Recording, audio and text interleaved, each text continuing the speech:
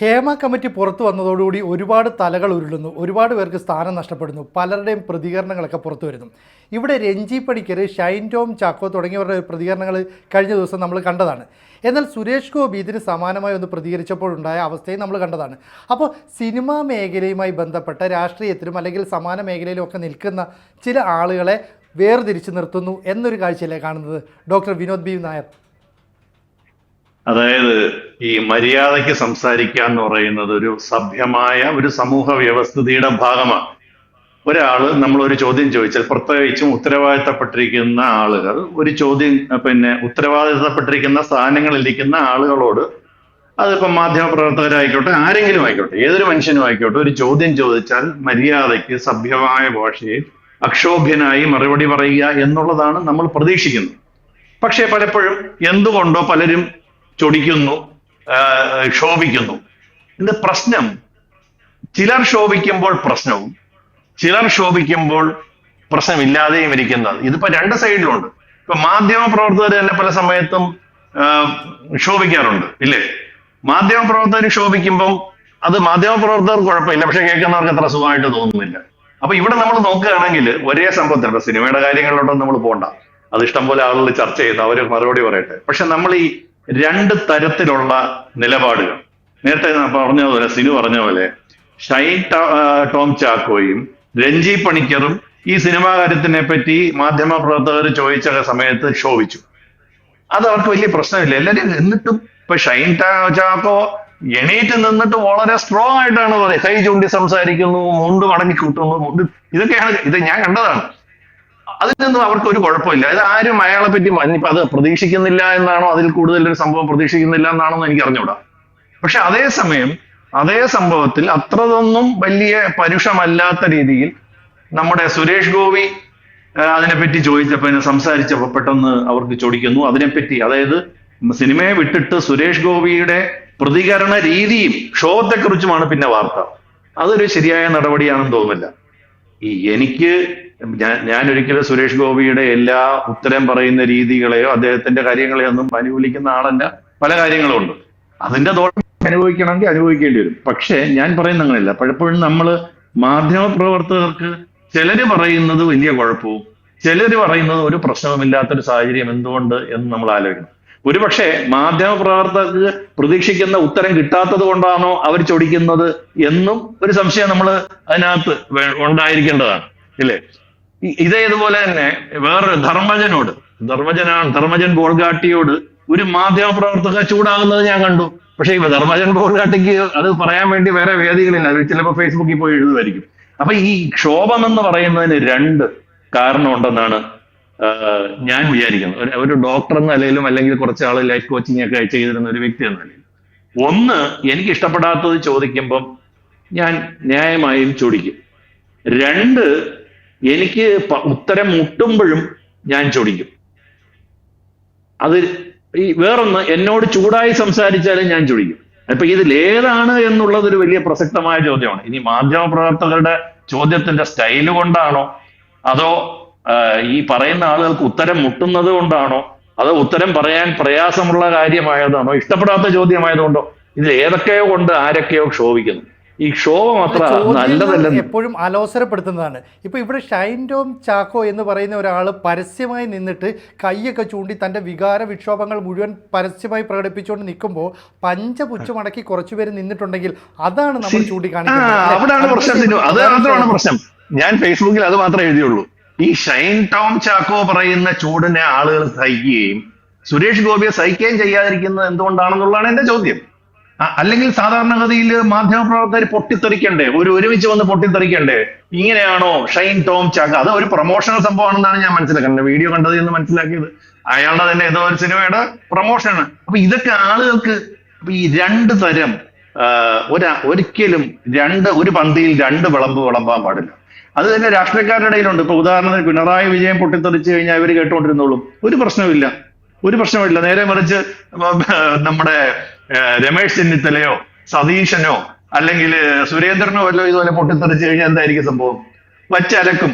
അപ്പൊ ഇത് അവരവരുടെ ഈ കാര്യങ്ങൾ തീരുമാനിക്കുന്നവരുടെ രാഷ്ട്രീയമാണ് പ്രശ്നം. എനിക്ക് എന്ത് ഉത്തരം കിട്ടുന്നതുണ്ട്, അത് കിട്ടുന്നുണ്ടോ എന്നുള്ളതാണ് പ്രശ്നം. ഞാനൊരു കാര്യം പറയാം, ഞാൻ ശോഭത്തിന് എതിരൊന്നുമില്ല. ഈ വൃത്തികെട്ട ചോദ്യം ചോദിച്ചാൽ ശോഭിക്കും, സൗകര്യം ഉണ്ടെങ്കിൽ അവർ ടെലികാസ്റ്റ് ചെയ്യണം, ഇല്ലെങ്കിൽ കട്ട് ചെയ്ത് കളയണം, അത്രേ ഉള്ളൂ. അങ്ങനെ ഈ മനുഷ്യന്റെ ഒരു വികാരമാണല്ലോ ക്ഷോഭം. ഷിനുവിനെ ഞാൻ ഒരുപാട് പ്രാവശ്യം ചൊറിഞ്ഞ, ഷിനു ശോഭിക്കാതിരുന്നില്ലെങ്കിൽ അർത്ഥമുള്ളൂ. പ്രത്യേകിച്ച് ഷിനുവിന് സിനുവിനൊന്നും നഷ്ടപ്പെടാനില്ലെന്ന് വെച്ചോ. ഇവരൊക്കെ എന്തുകൊണ്ടാണ് അത് നമ്മൾ എക്സ്പ്രസ് ചെയ്യും, അത് പ്രകടിപ്പിക്കട്ടെ, അതിനെന്താ കുഴപ്പം? ഞാൻ ശോഭിക്കാറൊക്കെ ഉണ്ട്, എനിക്ക് ശോഭമൊന്നും അത്ര മോശമായിട്ട് കാര്യമായിട്ടൊന്നും തോന്നിയിട്ടില്ല. ചൊറിഞ്ഞ് ചോദിച്ചാൽ ചൊറിഞ്ഞ് ഉത്തരം പറയും, സൗകര്യം ഉണ്ടെങ്കിൽ കേൾക്കണം, ഇല്ലെങ്കിൽ അഴിച്ചു പോകണം, അത്രേ ഉള്ളൂ. അല്ലാതെ നീ അങ്ങനെ സംസാരിച്ചത് ശരിയായില്ല അങ്ങനെ പറയുമ്പോ അങ്ങനെ സംസാരിക്കുന്ന എല്ലാവരെയും ഒരുപോലെ ടോളറേറ്റ് ചെയ്യണം, അല്ലെ ഒരുപോലെ തള്ളിക്കളയണം, അതുമില്ല. അപ്പൊ എല്ലാത്തിനും വ്യക്തമായ ഡബിൾ സ്റ്റാൻഡേർഡ്. ഈ ഒറ്റ കാരണം കൊണ്ടാണ് ഞാൻ സിനിമാ സംഭവത്തിനകത്ത് പ്രതികരിക്കൂലെന്ന് തന്നെ ഞാൻ ചോദിക്കാം. കാര്യം ഞാൻ പ്രതികരിക്കില്ല. അതിനകത്ത് ഒരു സിംഗിൾ സ്റ്റാൻഡേർഡ് ആണോ? അല്ല. അതിൽ ഓരോരുത്തർക്കും വേണ്ടി ഓരോരോ സ്റ്റാൻഡേർഡ് അല്ലേ? പ്രമുഖ നടൻ ഒരു സ്റ്റാൻഡേർഡ്. കഴിഞ്ഞ ദിവസം ഈ രഞ്ജി പണിക്കരുടെ ചില പ്രതികരണങ്ങൾ വന്നിരുന്നു മാധ്യമപ്രവർത്തകർ. അത് അങ്ങനെയല്ലേ, ഞാനത് ഇങ്ങനെയല്ലേ പറഞ്ഞെന്നൊക്കെ പറയുന്നു. ഈ രഞ്ജി പണിക്കർ തന്നെയാണ് സ്ത്രീവിരുദ്ധമായ പരാമർശങ്ങൾ തൻ്റെ സിനിമയിലൂടെ അവതരിപ്പിച്ചു, ചില ഡയലോഗുകൾ അവതരിപ്പിച്ചു എന്നൊക്കെ പറഞ്ഞിട്ട് ഒരു കാലത്ത് മീഡിയാസ് വളരെയധികം അറ്റാക്ക് ചെയ്തത്, ചില നടിമാർ ഉൾപ്പെടെ അറ്റാക്ക് ചെയ്തത്. അതേ രഞ്ജി പണിക്കർ കഴിഞ്ഞ ദിവസം ഇത്തരത്തിൽ ഒച്ചയെടുത്തൊക്കെ ഒന്ന് സംസാരിച്ചു കഴിഞ്ഞപ്പോൾ ഇവിടെയും പലരും മൗനം പാലിച്ചു. അപ്പൊ ഇവിടെ നമ്മുടെ സിനിമയിലും ഇത് മുഴുവൻ നടക്കുന്ന ഒന്നാം തര ഫ്രോഡാണ്. ഞാൻ 2-3 എക്സാമ്പിൾ പറയാം. മദ്യപിച്ച് വണ്ടി ഓടിക്കുന്നതിന്റെ ഒരു സംഭവമുണ്ട്. മദ്യപിച്ച് വണ്ടി ഓടിക്കുന്നതല്ല, മദ്യപിക്കുന്നത് ശരിയല്ലാത്തത് കൊണ്ട് മദ്യപാനത്തിനെ കാണിക്കുന്ന ഏതെങ്കിലും ഒരു സീൻ കാണിക്കുകയാണെങ്കിൽ അവിടെ എഴുതി കാണിക്കണം, മദ്യപാനവും പുകവലിയും കുഴപ്പമാണെന്ന്, ഇല്ലേ? അങ്ങനെ എഴുതി കാണിക്കാറുണ്ട്. ഹെൽമെറ്റ് വെച്ചുകൊണ്ട് ഒരു സിനിമാ നടൻ ആ സിനിമയുടെ ഭാഗമായി ഹെൽമെറ്റ് ഇല്ലാതെ വണ്ടി ഓടിച്ചാൽ അതും എഴുതി കാണിക്കണം, ഇല്ലെങ്കിലും കേസാണ്. പക്ഷെ ഒരുത്തനെ വെടിവെച്ച് കൊല്ലുന്നത് കാണിച്ച അടിയിൽ എഴുതി കാണിക്കണ്ട, ഒരുത്തനെ തെറി പറഞ്ഞു കഴിഞ്ഞാൽ അടിയിൽ എഴുതി കാണിക്കണ്ട. പച്ചത്തെറി, ചുരുളി എന്ന പറഞ്ഞ സിനിമയിൽ പച്ചത്തെറി വിളിച്ചു പറഞ്ഞിട്ട് കോടതി പോലും പറഞ്ഞ്, പോലീസ് പോലും പറഞ്ഞ് എല്ലാം ഓക്കെ ആണെന്ന്. അപ്പൊ അതിനകത്ത് ഒരു കുഴപ്പമില്ല. അപ്പൊ നമ്മുടെ ഇവിടെ ജീവിതത്തിൽ മുഴുവൻ ഡബിൾ സ്റ്റാൻഡേർഡ്സ് ആണ്. സാധാരണക്കാരന് ഒരു നിയമവും ഒരു വകുപ്പും, മറ്റവന് വേറൊരു വകുപ്പും. അതെന്താണ് അങ്ങനെ? അതല്ലേ അതിനകത്തൊരു പ്രശ്നം. അപ്പൊ അതായത് ആരും ഒന്നല്ല, അപ്പൊ നമ്മൾ ആരെയാണ് പ്രൊട്ടക്ട് ചെയ്ത് എങ്ങനെ സംസാരിക്കുന്നത്, ആർക്കെതിരെയാണ് സംസാരിക്കുന്നത്? ഇവിടെ ഓരോരുത്തർക്കും അവരവർക്ക് സൗകര്യമുള്ള നിയമം. ഇവരൊക്കെ തന്നെ ഈ സിനിമാക്കാരെയൊക്കെ വലിയ ആളാരെ ആക്കിയതാരാണ്? ഈ മാധ്യമ പ്രവർത്തകരാണ്. ചേട്ടാന്നേ വിളിക്കുള്ളൂ, അല്ലെ ഇക്കാന്നേ വിളിക്കുള്ളൂ, അതിൽ കുറഞ്ഞൊരു വിളിയില്ല. ഇവിടെ മോദി ആയാലും ശരി, പിണറായി വിജയനായാലും ശരി, അല്ലെങ്കിൽ ആരായാലും ശരി, അവർക്ക് പേര് പറഞ്ഞ് വിളിക്കുന്നതിന് അവർക്ക് ഒരു പ്രശ്നമില്ല. അതെന്താണ് അതിൻ്റെ അകത്തൊരു പ്രശ്നം? അപ്പൊ ഇതിനകത്ത് ഡബിൾ സ്റ്റാൻഡേർഡ്സ് ഉണ്ട് സിനിമ. അത് ഞാൻ പറയുന്നത് അതുപോലും ഓക്കെയാണ് ഈ പക്ഷെ നമ്മള് ഇതെല്ലാം ഈ ഡബിൾ സ്റ്റാൻഡേർഡ്സ് ഒന്നും ഇല്ലാത്ത എല്ലാം തികഞ്ഞവരായിട്ട് അവതരിക്കരുതാരും, അല്ലെ? അപ്പൊ നമുക്ക് താല്പര്യമുള്ളത് ചോദിക്കുകയാണെങ്കിൽ അപ്പൊ താല്പര്യമുള്ള ചോദ്യത്തിന് ഉത്തരം കിട്ടിയില്ലേ ചൊറിയാറില്ലേ? ഞാൻ എത്രയോ അവിടെ മാധ്യമ പ്രവർത്തകരിന്ന് എന്തൊക്കെ പറയുന്നത് കേട്ടിട്ടുണ്ട്. അത് ചർച്ചയില്ല, ലൈവ് ചർച്ച ചെയ്യേണ്ട, ആർക്കും ഒന്നും ചെയ്യാൻ പറ്റൂല. പോയത് പോയി, കിട്ടാനുള്ള. ഞാൻ ഇത് ചെയ്തിട്ടുള്ളവരായതുകൊണ്ട് എനിക്ക് ഇതിന്റെ കൃത്യമായ വകുപ്പ് അറിയാം. അതായത് ഒരു സാധനം ഏറിപ്പോയാൽ പോയി, ആർക്കും ഒന്നും ചെയ്യാൻ പറ്റൂല. എനിക്ക് ശോഭിക്കാനും ചില കാര്യങ്ങൾ പറയുമ്പോൾ ആ കാര്യങ്ങളിനകത്ത് ശരിയുണ്ടോ തെറ്റുണ്ടോ, അല്ലെ അദ്ദേഹം പറയുന്നത് ന്യായമായ കാര്യമാണോ ഒന്നും നോക്കുന്നില്ല. അദ്ദേഹത്തെ കൂട്ടമായ ഒരു ആക്രമണം. ശരിക്കും ഞാൻ അതിനകത്ത് 2 കാര്യമുണ്ട്. ഞാൻ വിചാരിക്കുന്നില്ല സുരേഷ് ഗോപിക്കില്ലേ, സുരേഷ് ഗോപിയുടെ ഞാൻ ഒരു കാര്യം പറയാം. സുരേഷ് ഗോപി അമ്മയുടെ ഓഫീസിൽ നിന്ന് ഇറങ്ങി വരുമ്പോ അമ്മയെ പറ്റി ചോദിക്കുമെന്ന് പറഞ്ഞതും, എന്റെ വീട്ടിൽ നിന്ന് ഇറങ്ങി വരും, അത് ഞാൻ അംഗീകരിക്കുന്നില്ല. സുരേഷ് ഗോപി എപ്പോഴും മന്ത്രിയാണ്, എപ്പോഴും അമ്മയുടെ ആളാണ്. ഇപ്പൊ ഞാൻ ചോദിക്കട്ടെ, ഞാൻ ഏതെങ്കിലും ഒരു സമയത്ത് അച്ഛനല്ലാതിരിക്കുന്നുണ്ടോ? ഞാൻ ഏതെങ്കിലും ഒരു സമയത്ത് ഭർത്താവ് അല്ലാതിരിക്കുന്നുണ്ടോ?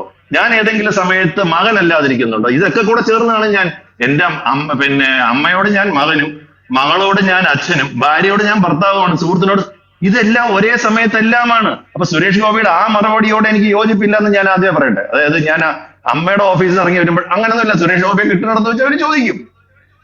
പക്ഷേ അയാൾക്ക് ഇഷ്ടപ്പെടാത്ത രീതിയിൽ ചോദിക്കുമ്പോൾ അദ്ദേഹം പൊട്ടിത്തെറിക്കുന്നു.